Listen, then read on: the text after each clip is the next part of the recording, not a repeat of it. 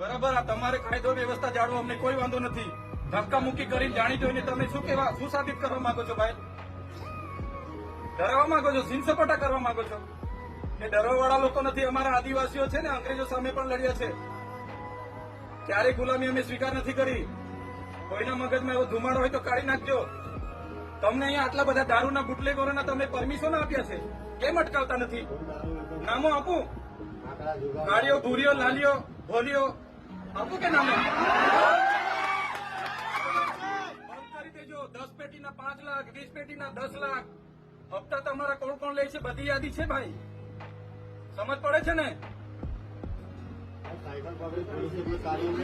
હવે આટલો બધો તમે અહીંયા ગરીબો મજૂરો પરથી દંડ ઉઘરાવો છો વગર જોઈતો. તો આ ખાડા પડ્યા છે એના પર એફઆઈઆર કરો ને.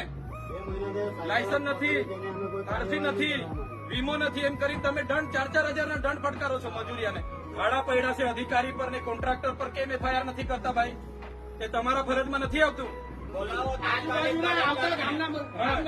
આવતા મજૂરોને ચોકડી પર રોકીને કલેક્ટરશ્રીને, ડીડીઓશ્રીને અને નિયામક ડીઆરટી ને 5 તાલુકાના ટીડીઓને બોલાવો. ધારાસભ્ય સમેત બધી પ્રજા આવી છે, અમારે રજૂઆત કરવાની છે. અમારે કોઈ બીજી મગજમારી નથી. હું પોતે એકલો રજૂઆત કરવા વાળો માણસ છું. હું આગેવાન છું. આમના વતી હું રજૂઆત કરીશ. તમે બોલાવો.